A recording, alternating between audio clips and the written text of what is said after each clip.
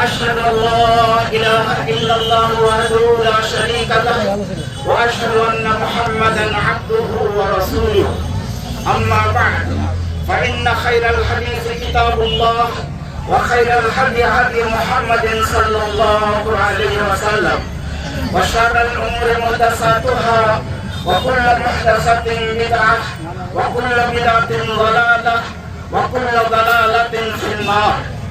وقال الله تبارك وتعالى في كلامه الكريم: أعوذ بالله من الشيطان الرجيم.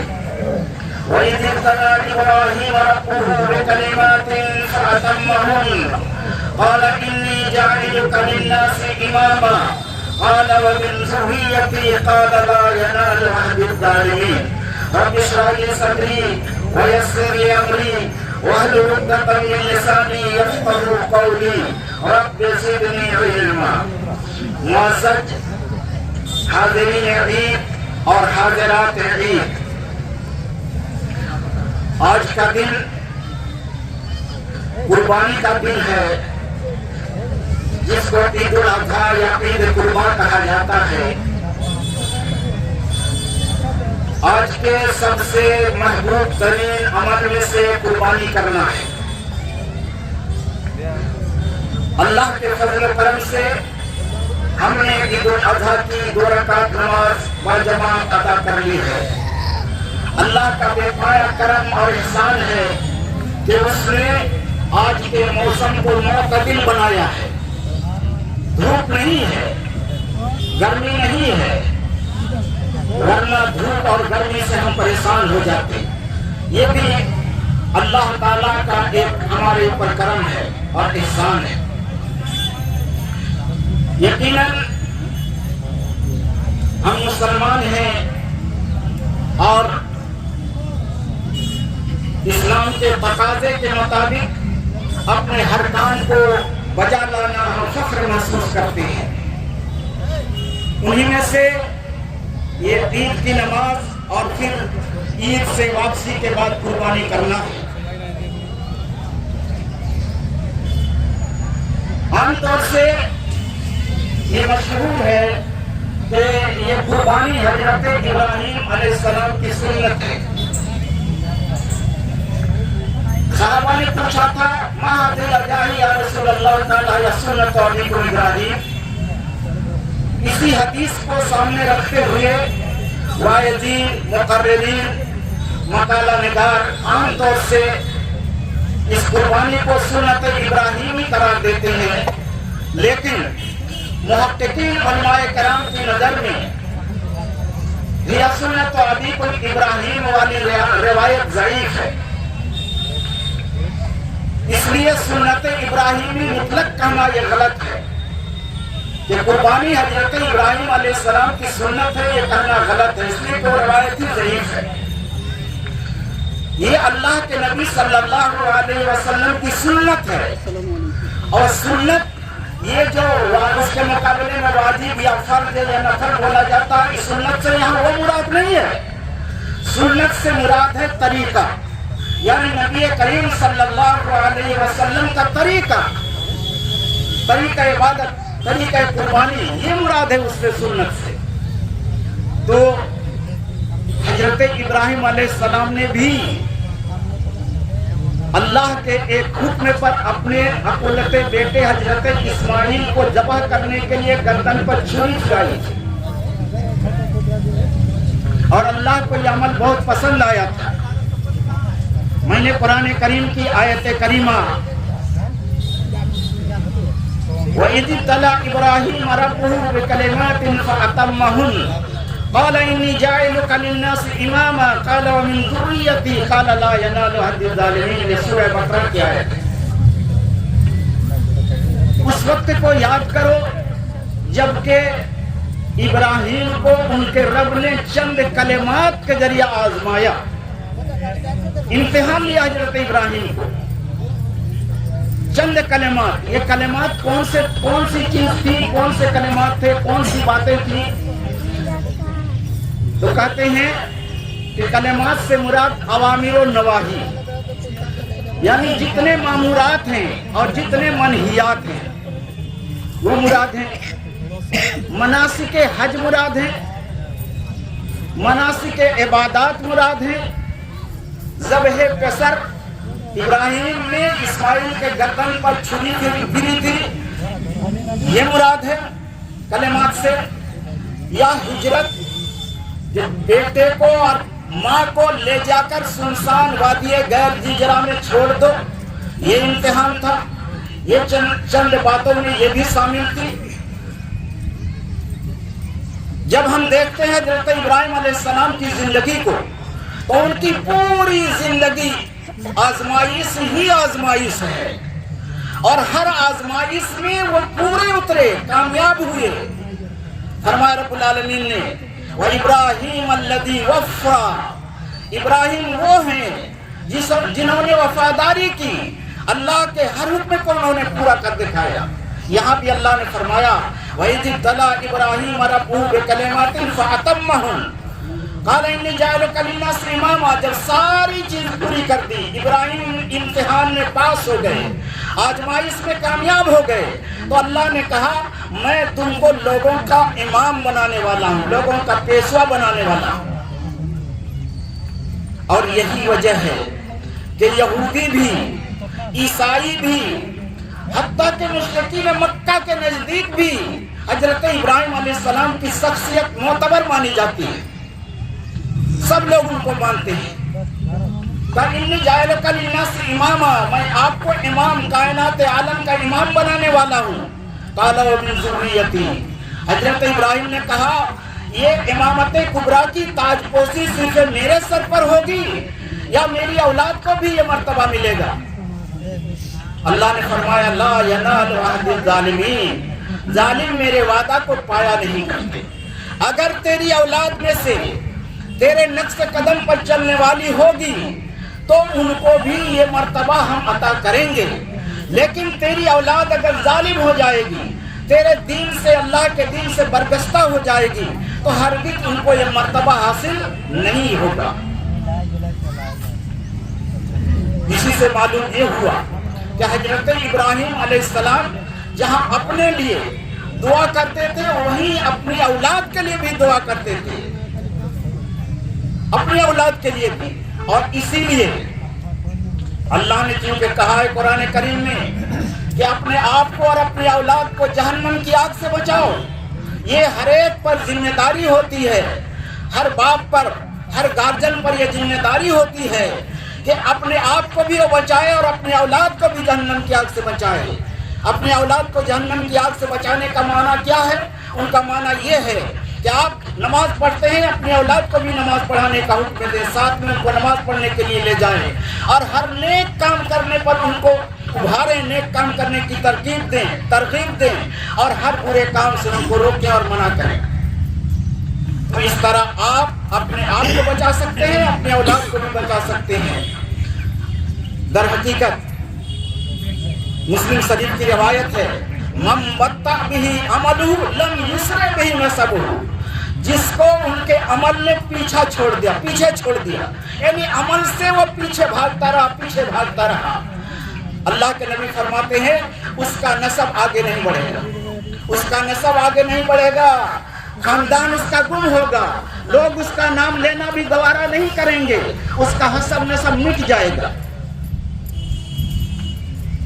अल्लाह ताला ने जब कभी हजरत इब्राहिम अलैहिस्सलाम से कहा कि ये करो, फौरन उन्होंने कहा कि ये अल्लाह के रसूल हम तैयार हैं।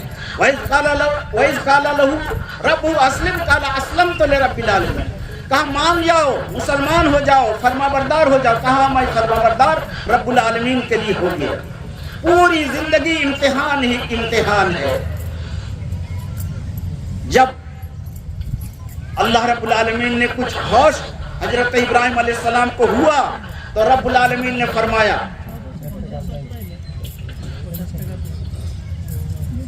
नूरी इब्राहिम मलकूत अस्समावाति वल अर्द वलियकुन मिनल मूक़िनीन, हम इब्राहिम को आसमान और जमीन की हुकूमत दिखा देंगे ताकि उनको यकीन हो जाए।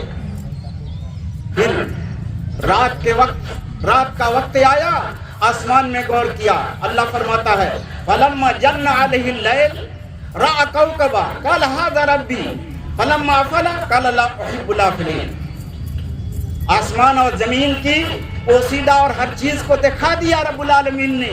हजरत इब्राहिम अलैहिस्सलाम को यकीन बढ़ गया, जान गए, हकीकत सामने आ गई। रात का वक्त हुआ, आसमान पर नजर दौड़ाई, सितारे को चमकता हुआ देखा, काला हाज़ा रब्बी, कहा यही मेरा रब हो सकता है, यही मेरा रब है। फलम्मा फला काला ला उहिब्बुल आफ़िलीन, जब वो डूब गया तो कहा डूबने वाला रब नहीं हो सकता। फिर चांद को देखा, थोड़ी देर के बाद चमकता हुआ, कहा ये मेरा रब है, लेकिन वो भी डूब गया, कहा ये भी मेरा रब नहीं हो सकता। फिर थोड़ी देर के बाद जब सुबह हुई, सूरज निकला, तो कहा हाज़ा रब्बी हाज़ा अकबर, ये मेरा सबसे बड़ा रब यही हो सकता है, लेकिन सूरज भी डूब गया। तो कहा मेरा रब डूबने वाला और उठने वाला नहीं हो सकता, ये तो मखलूक है, ये रब का बनाया हुआ है। और क्या कहा, इन्नी वज्जहतु वजहिया लिल्लज़ी फ़तरस समावाति वल अर्ज़ हनीफ़ा वमा अना मिनल मुशरिकीन, मैंने अपने रुख को रब्बुल आलमीन की तरफ मोड़ दिया, जिसने आसमान और जमीन को पैदा किया है यकसू होकर, मैं मुशरिक नहीं हूँ। कौम से कह दिया कि लोगों तुम जो ये करते हो ये शिर्क है, ये मुशरिकाना काम है। एक रब है, उसके अलावा कोई और रब नहीं, जिसने हमें तुम्हें कायनात आलम को, हर चीज को, जर्रे जर्रे को पैदा किया है, उसी की सिर्फ इबादत होनी चाहिए, वही हमारा रब है। तो उन्होंने कहा कि अजीब व गरीब बातें तुम करते हो, अजीब बातें तुम कर रहे हो। कहा कि नहीं, हम अजीब व गरीब बात नहीं, सोचने की बात है। तुम जो मैं कह रहा हूं इसको तुम सोचो समझो, लेकिन मानने से वो रहे, मानने से वो मुनकिर ही रहे, इनकार ही करते रहे। इब्राहिम अलैहिस्सलाम को समझाते रहे। और फिर एक दिन मौका पाकर जब लोग अपनी इबादत के लिए ईद मनाने के लिए बाहर निकले हुए थे, हजरत इब्राहिम अलैहिस्सलाम ने उनकी मूर्तियों को तोड़ फोड़ करके रख दिया और सिर्फ बड़े बुत को छोड़ा। कुल्हाड़ी उनके सामने उनके हाथ में पकड़ा दी। मुफस्सिरीन लिखते हैं जब वो लोग आए और अपने गिरजाघर बुत घर का ये माजरा माहौल देखा तो बहुत गजबनाक हुए, गुस्सा हुए। कहा इसलिए किसने किया? किसी ने कहा कि हम ये सुन रहे थे, एक लड़के का नाम इब्राहिम है,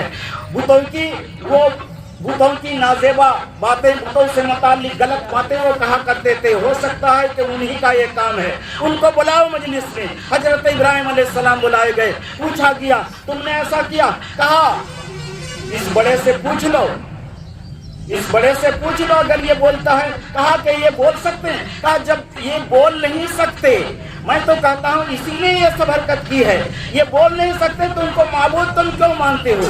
नफा नुकसान का ये मालिक नहीं, ये बुत तुम्हारे सामने तुम्हारे माबूद तोड़ दिए गए और वो अपने आप को बचा नहीं सके, तो ये माबूद कैसे?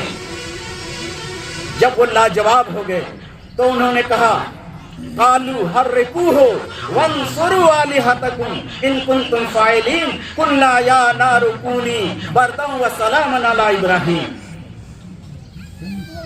जब लाजवाब हो गए, कोई जवाब बात बनने नहीं पड़ी, तो उन्होंने कहा कि तुम इसको जलाओ, हर्रिकूहु, इसको जला दो, अपने माबूदों की तुम मदद करो अगर तुम करने वाले हो। दर हकीकत कोई आदमी जब हार जाता है, मैदान छोड़ करके वो भागना चाहता है तो तरह तरह की हरकतें वो करना शुरू करता है और कुछ ना कुछ दलीलें वो देता ही रहता है, और जब कुछ नहीं बनता तो पूरे कौम को वरगलाता है, बहकाता है और फिर उनके खिलाफ एक मोर्चा बांधता है, साजिशें करता है, मकर फरेब करता है और जो कुछ उससे हो सकता है वो करने के लिए हर वक्त तैयार रहता है। हजरत इब्राहिम अलैहिस्सलाम के सवाल का जवाब उनके पास नहीं था तो बहुत जिजबिज हुए और उन्होंने मशवरा किया कि आग जलाया जाए और हजरत इब्राहिम को आग में जला करके खत्म कर दिया जाए ताकि रोज रोज का ये बखेड़ा खत्म हो जाए। चुनांचे बहुत जबरदस्त आग का अलाव तैयार किया गया। हजरत इब्राहिम अलैहिस्सलाम को मिंजनीब के जरिया आग के अंदर फेंक दिया गया। अल्लाह ने कहा कुल्ला या नारु कूनी बरदम व सलामन अला इब्राहिम, हमने कहा ए आग तो इब्राहिम पर ठंडी और सलामती वाली आग बन जा, ठंडी और सलामती। ٹھنڈی اور سلامتی والی آگ بن جا. صرف ٹھنڈا نہیں کہا، اس کے ساتھ سلامتی کہا کہ اگر آگ اتنی زیادہ سرد ہو جاتی، اس کی تپش کو اس قدر زیادہ کم کر دی جاتی کہ ٹھنڈی کی وجہ سے ابراہیم کو تکلیف پہنچ سکتی تھی، تو رب العالمین نے کہا اے آگ تو ٹھنڈی اور سلامتی والی بن جا ابراہیم پر. چنانچہ ایسا ہی ہوا. یہ دنیا نے اور لوگوں نے بہت بڑا معجزہ دیکھا. وہ آگ ٹھنڈک بن گئی، گلزار بن گئی، آگ بجھ گئی. ابراہیم علیہ السلام کے جسم کے ایک روئے کو بھی وہ آگ جلا نہ سکی. بالکل زندہ صحیح سالم حساس بساس آگ سے باہر آئے.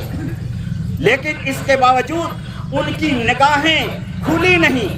دل کے اندر جو شیطان نے اپنا گھروندہ بنا رکھا تھا وہ ٹوٹا نہیں. انہوں نے کہنا شروع کیا ابراہیم نے جادو کر دیا. یہ ایک معجزہ تھا جو حضرت ابراہیم علیہ السلام پر صادر ہوا.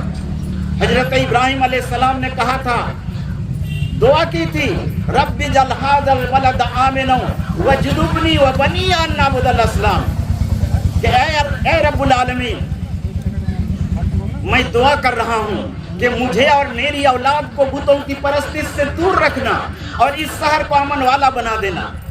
یہ مکہ ابھی اس کو بلد الامین کہا جاتا ہے، امانت دار شہر، امن والا شہر. زمانہ جاہلیت میں بھی لوگ جب ایک دوسرے کے خون کے پیاسے تھے، اس وقت بھی کوئی بدکار انسان اگر حرم میں آ کر کے پناہ لیتا تھا تو اس وقت بھی ان کو وہاں بدلہ نہیں دیا جاتا تھا. یہ امن آج بھی باقی ہے اور قیامت تک یہ امن باقی رہے گا. یہ حضرت ابراہیم علیہ السلام کی دعا کا نتیجہ ہے. اور انہوں نے کہا تھا، رب انی اسکنت من ذریتی بواد غیر ذی زرع عند بیتک المحرم لیقیموا الصلاۃ فاجعل افئدة من الناس تهوی الیہم وارزقهم من الثمرات لعلهم یشکرون.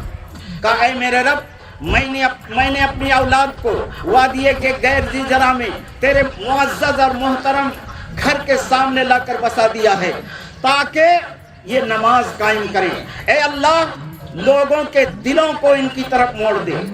یہ ایک غور کرنے کا مقام ہے. حضرت ابراہیم علیہ السلام نے کہا تھا فَجْعَلْ أَفْئِدَةً مِّنَ النَّاسِ کہا، فَجْعَلْ أَفْئِدَةَ النَّاسِ نہیں کہا. أَفْئِدَةَ النَّاسِ کہنے کا مطلب یہ ہوتا کہ تمام لوگوں کے دلوں کو اس کی طرف موڑ دے، اس کی طرف مائل کر دے. ایسا نہیں تھا. اگر ایسی دعا کرتے تو آج یہودی بھی وہاں جاتے، عیسائی بھی جاتے، مجوسی بھی جاتے، فرانسیسی بھی جاتا، امریکہ بھی جاتا، چائنا بھی جاتا، رسیا بھی جاتا، سارے لوگ وہاں جاتے اور ان کے دل ان کی طرف مائل ہوتے.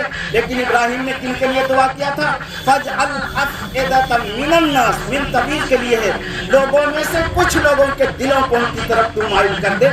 ناس سے مراد یہاں مسلمان ہیں، اس لیے مسلمان مراد ہیں. مسلمان ہر سال جاتے ہیں اور ان کا دل ان کی طرف لگا رہتا ہے. وَارْزُقْهُم مِّنَ الثَّمَرَاتِ، اے اللہ وہاں کے رہنے والوں کو تو پھلوں کی روزی عطا فرما. اس لیے ہم دیکھتے ہیں کہ سالوں سال وہاں حجاج کرام موجود رہتے ہیں، باہر سے آنے والے. حج کے موقع پر 30 لاکھ 40 لاکھ 50 لاکھ آدمی زائد وہاں پہنچ جاتے ہیں. لیکن پھلوں کی اتنی فراوانی ہے، اتنی فراوانی ہے کہ وہاں پھلوں کی کوئی کمی نہیں ہوتی، کوئی کمی نہیں ہوتی. مارکیٹ میں بھرا پڑا ہے. یہ حضرت ابراہیم علیہ السلام کی دعا کا نتیجہ تھا. دعا کا نتیجہ تھا. حضرت ابراہیم علیہ السلام سمجھاتے رہے لیکن انہوں نے مانا نہیں. حضرت ابراہیم علیہ السلام کے زمانے ایک مرتبہ قحط آیا، قحط سالی ہوئی. حضرت ابراہیم، نمرود جو اس وقت کا بادشاہ تھا اور اپنے آپ کو خدا کہا کرتا تھا، 400 سال تک اس کو کوئی بیماری نہیں لگی تھی. غلہ وہ دیا کرتا تھا، لوگ جایا کرتے تھے، غلہ لے کر آتے تھے. ابراہیم علیہ السلام بھی غلہ کے لیے گئے لیکن انہوں نے غلہ نہیں دیا. مناظرہ ہو گیا، غلہ نہیں دیا. مناظرہ کیا ہوا؟ مناظرہ اللہ رب العالمین نے قرآن کریم کے اندر نقل فرمایا ہے. الم تر الی الذی حاج ابراہیم في ربه أن آتاه الله الملك إذ قال إبراهيم ربي الذي يحيي ويميت قال أنا أحيي وأميت قال إبراهيم فإن الله يأتي بالشمس من المشرق فأت بها من المغرب فبهت الذي كفر والله لا يهدي القوم الظالمين. یہ مناظرہ ہوا تھا. رب العالمین نے سورہ بقرہ 30 پارے کے اندر بیان فرمایا ہے، کیا آپ نے اے نبی دیکھا نہیں اس کی طرف جن کو اللہ نے ملک دے رکھا تھا؟ انہوں نے حضرت ابراہیم علیہ السلام سے مناظرہ کیا، بحث کیا، مجادلہ کیا. کیا کہا؟ اے ابراہیم تو اپنے رب کی کوئی دلیل اور نشانی بتا. حضرت ابراہیم علیہ السلام نے کہا میرا رب وہ ہے جو زندہ کرتا ہے اور موت دیتا ہے، جو موت اور حیات کا مالک میرا رب ہے. تو نمرود نے کہا یہ تو میں بھی کر سکتا ہوں، یہ تو میں بھی کر سکتا ہوں. پھر دو آدمی جو واجب القتل تھے، بڑا گناہ کیا تھا، تو ان دونوں میں سے ایک کو لایا، اس کو قتل کر دیا اور ایک کو چھوڑ دیا. کہا کہ دیکھو یہ مرنے والا تھا، میں نے اس کو زندگی دے دی اور اس کو میں نے مار دیا. یہ پاور تو میرے پاس بھی ہے. حضرت ابراہیم علیہ السلام سمجھ گئے کہ یہ ایسے نہیں ماننے والا ہے. ایسی دلیل ان کے سامنے بیان کی جائے جو ان کو مبہوت کر دے. چنانچہ حضرت ابراہیم علیہ السلام نے کہا کہ بادشاہ آپ کو اتنا پاور ہے کہ آپ موت و حیات کے مالک ہیں، تصرف کے مالک ہیں، تو آپ کم سے کم ایسا ایک مرتبہ کر دیجئے کہ میرا رب تو وہ ہے جو روزانہ سورج کو پورب سے اٹھاتا ہے، تو آپ اگر رب ہیں تو آج سورج کو پچھم سے اٹھا کر دکھا. فَبُهِتَ الَّذِي كَفَرَ. ان کو کوئی سمجھ میں نہیں آیا، مبہوت ہو گیا، متحیر ہو گیا، بھوچکا ہو گیا. کوئی جواب نہیں پڑا، کوئی جواب ان کو بن نہیں پڑا، اور اللہ ظالموں کو رہنمائی نہیں کرتا. حضرت ابراہیم علیہ السلام نے نمرود کو بہت سمجھایا لیکن مانا نہیں. فرشتے بھی رب کی طرف سے ان کو سمجھانے کے لیے انسانی شکل میں آئے. فرشتے نے ان کو وحدانیت کی تعلیم دی، سکھایا بت پرستی چھوڑو، رب کی عبادت کرو، ایک اللہ کو مانو. انکار کر دیا. دوسری مرتبہ یہی حکم دیا، یہی بتایا، یہی سمجھایا، انکار کر دیا. تیسری مرتبہ بھی انکار کیا. تب اس فرشتے نے کہا اچھا تم بھی اپنا لشکر لاؤ، ہم بھی اپنا لشکر لے جائیں گے اور مقابلہ ہو جائے، حق تک واضح ہو جائے. کہا ٹھیک ہے. نمرود نے بہت بڑا لشکر تیار کیا، میدان میں آئے، اور ادھر اللہ رب العالمین نے مچھروں کی جماعت کو بھیج دیا. مچھروں کی جماعت آئی، بڑے بڑے مچھر آئے، اور نمرودیوں کے ان کے لشکروں کو، ان کے گوشت کو، خون کو بالکل چوس لیا، چاٹ لیا، کھا گیا. صرف بدن کے ڈھانچے رہ گئے، ہڈیاں رہ گئی. اور اس طریقے سے ایک مچھر ان میں سے نمرود کے ناک میں گھس گیا، دماغ کو چاٹتا رہا. اور اس قدر ان کو تکلیف ہوتی تھی کہ سر کو دیوالوں میں پٹکتا تھا، جوتوں سے سر پٹواتا تھا، لکڑیوں سے سر پھوڑتا تھا، تب بھی اس کو تسکین نہیں ہوتی تھی. موت بدرجہ اس زندگی سے اچھی تھی، لیکن وہ مرتا نہیں تھا، اللہ کو عذاب دکھانا تھا. اور اسی طریقے سے 400 سال تک اسی عذاب کو برداشت کرتا رہا، جھیلتا رہا، اور اس کے بعد ان کی موت ہو گئی. اسی طرح بری حالت میں ان کی موت ہوئی. کہتے ہیں، لکھتے ہیں مورخین کہ دنیا میں 4 ایسے انسان ہوئے ہیں کہ انہوں نے پوری دنیا پر حکومت کی ہے، 2 مسلمانوں میں سے اور 2 کافروں میں سے. جو دو مسلمانوں میں سے پوری دنیا پر جنہوں نے حکومت کی، حضرت سلیمان علیہ السلام اور حضرت ذوالقرنین. ان دونوں نے، جو دونوں مسلمان تھے، دونوں نے پوری دنیا پر حکومت کی تھی. اور کافروں میں سے 2 یہی نمرود تھا، انہوں نے پوری دنیا پر حکومت کی. اور ایک بخت نصر تھا، انہوں نے پوری دنیا پر حکومت کی تھی. تو یہ نمرود تھا، ان کا یہ حال ہوا. یہ آج جو قربانی ہم کر رہے ہیں، اللہ تعالیٰ نے حضرت ابراہیم کی آزمائش میں سے ایک آزمائش یہ بھی تھی. اللہ نے فرمایا وَإِذْ قَالَ إِبْرَاهِيمُ، اللہ نے فرمایا اِنِّي ذَاهِبٌ إِلَىٰ رَبِّي سَيَهْدِينِ، میں اپنے رب کی طرف جانے والا ہوں اور میری رہنمائی کرے گا. یہ بابل عراق میں یہ دعا کی تھی کہ رب کی طرف جانے والا ہوں، ان کے سام چلے گئے. وہاں جا کر دعا کی رب هب لي من الصالحين، اے میرے رب مجھے نیک بیٹا عطا فرما. دعا کیا کرنی چاہیے؟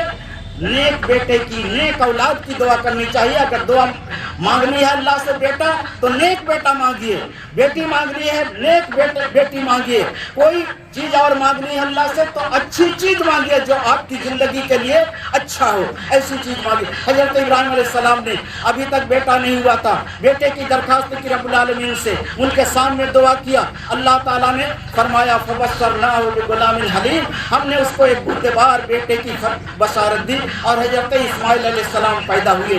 हजरत इस्माइल अलैहिस्सलाम जब चलने फिरने के लायक हो गए, अल्लाह फरमाता है फलम्मा बलगा मअहु साया क़ाला या बुनय्या इन्नी अरा फिल मनामि अन्नी अज़बहुका फंज़ुर माज़ा तरा क़ाला या अबति फ़अल मा तु'मर सतजिदुनी इंशाअल्लाहु मिनस साबिरीन। का जब लड़का चलने फिरने के लायक हुआ तो हजरत इब्राहिम अलैहिस्सलाम ने ख्वाब देखा, बेटे से कहा पर ए मेरे बेटे, मैंने ख्वाब देखा है कि मैं तुझे अपने हाथ से तुझे जबा कर रहा हूँ, तेरी क्या राय है, तुम क्या कहते हो? फंजुर माज़ा तरा, बेटा भी फरमाबरदार था। काला या अबति फ़अल मा तु'मर, जो आपको हुक्म दिया गया है कर गुजरिए। सतजिदुनी इंशाअल्लाहु मिनस साबिरीन, अनकरीब आप मुझे सब्र करने वालों में से पाएंगे। फिर जब दोनों तैयार हो गए, फलम्मा अस्लमा, दोनों तैयार हो गए, बाप के हाथ में छुरी है, बेटे की गर्दन पर छुरी फेरने के लिए तैयार है। फलम्मा अस्लमा व तल्लहु लिल जबीन, उसको बेटे को लटाया जबा करने के लिए। वनादैनाहु अन या इब्राहीम क़द सद्दक़्ता रुया इन्ना कज़ालिका नजज़िल मुहसिनीन, तो हमने उनको पुकारा कि इब्राहीम तूने अपने ख्वाब को सच कर दिखाया और कहा इसी तरीके से हम नेककारों को बदला दिया करते हैं। व फ़दैनाहु बिज़िब्हिन अज़ीम, और एक बड़ा ज़बीहा अल्लाह रब्बुल आलमीन ने उनको बदले के तौर पर अता किया, जो मेंढे की शक्ल में हजरत जिब्रील अलैहिस्सलाम आसमान से लेकर इब्राहिम अलैहिस्सलाम के सामने आए और हजरत इब्राहिम अलैहिस्सलाम ने उसको ज़बह किया। वफ़दैनाहु बिज़िब्हिन अज़ीम व तरकना अलैहि फ़िल आखिरीन सलामुन अला इब्राहीम, और इसको जिक्र के तौर पर हमने बाद वालों के लिए बाकी छोड़ा, सलामती हो इब्राहीम पर, इन्नहु मिन इबादिनल मोमिनीन, क्योंकि वो हमारे मोमिन बंदों में से। अल्लाह रब्बुल आलमीन ने इसका नक्शा खींचा है। आप तसव्वुर कीजिए, एक बाप अपने बेटे के गले में सिर्फ इस ख्याल से कि अल्लाह का हुक्म है जबा कर रहा है, इस कदर इम्तिहान, बड़ा इम्तिहान था। इस इम्तिहान में भी हजरत इब्राहिम अलैहिस्सलाम कामयाब हो गए। कहा बेटे को अपनी बीवी को छोड़ करके वादी गैरजी जरा में छोड़ दो, वादी गैरजी जरा मक्का में लेकर के शाम से मक्का आए, वहाँ दोनों को छोड़ दिया, कुछ नहीं था, कुछ नहीं, बाप माँ और बेटे को छोड़ दिया, वापस चले गए।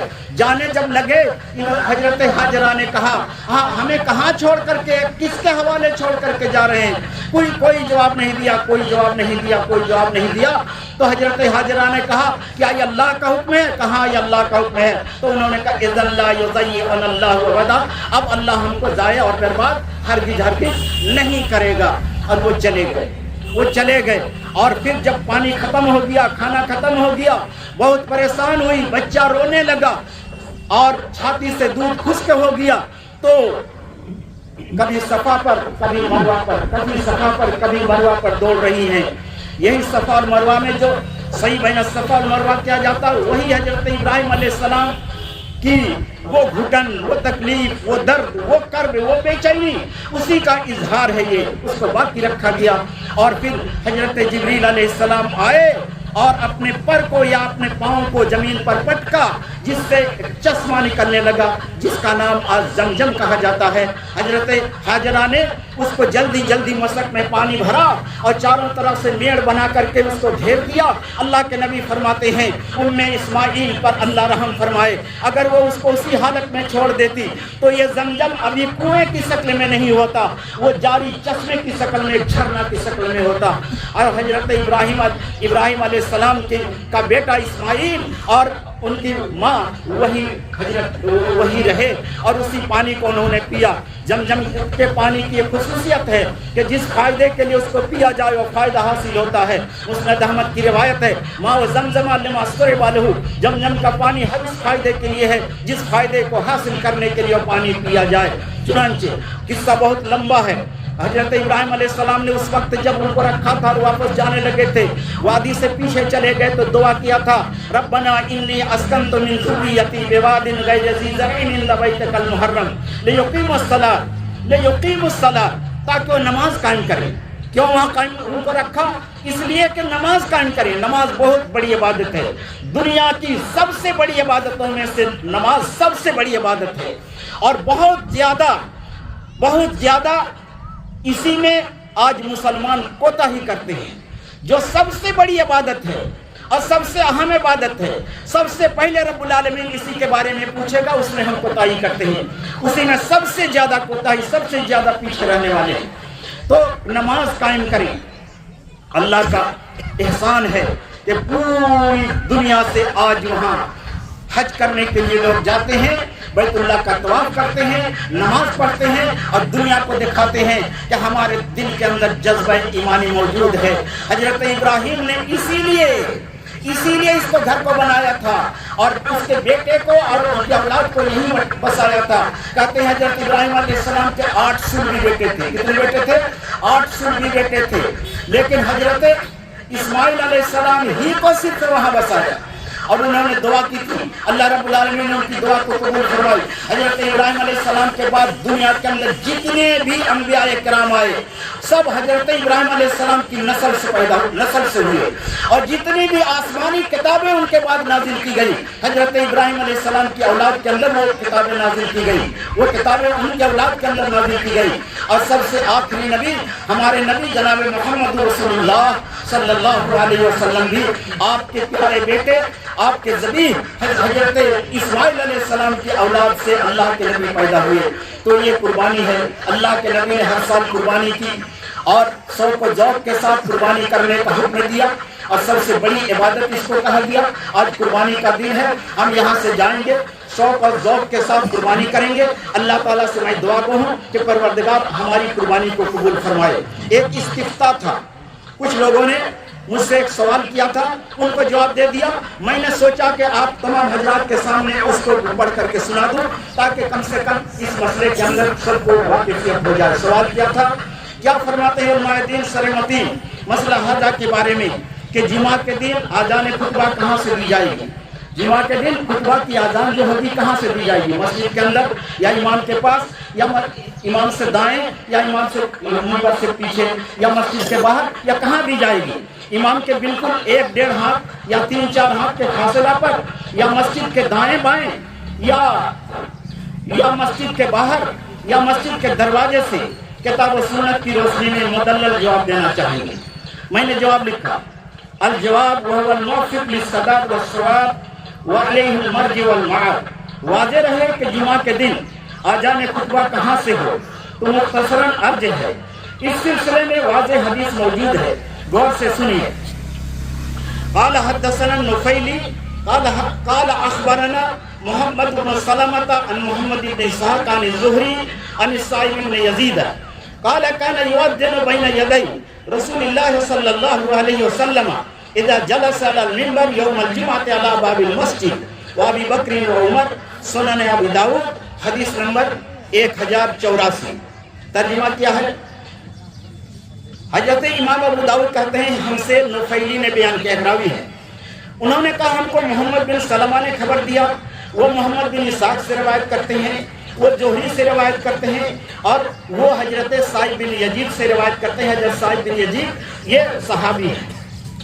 حضرت سائب بن یزید سے روایت ہے، انہوں نے کہا کہ جمعہ کے روز مسجد کے دروازے پر، غور کیجیے، مسجد کے دروازے پر، امام کے سامنے مسجد کے دروازے پر رسول اللہ صلی اللہ علیہ وسلم کے سامنے آذان ہوتی تھی جب آپ منبر پر خطبہ دینے کے لیے بیٹھتے تھے۔ یہی عمل حضرت ابوبکر اور حضرت عمر رضی اللہ عنہما کے سامنے ہوا۔ معلوم ہوا کہ آذان کہاں دینی چاہیے جمعہ کے دن؟ جمعہ جب امام خطبہ دینے کے لیے مسجد میں بیٹھے تو مسجد کے اندر آذان نہیں ہوگی، نہ منبر سے دائیں آذان ہوگی، نہ مسجد یا منبر سے بائیں آذان ہوگی، اور نہ امام سے، جیسے حنفی لوگ کرتے ہیں، امام سے سامنے، امام کے سامنے 1-2 ہاتھ کے فاصلے پر وہ آذان دیتے ہیں۔ کہا کہ یہ اللہ کے نبی کی سنت نہیں ہے۔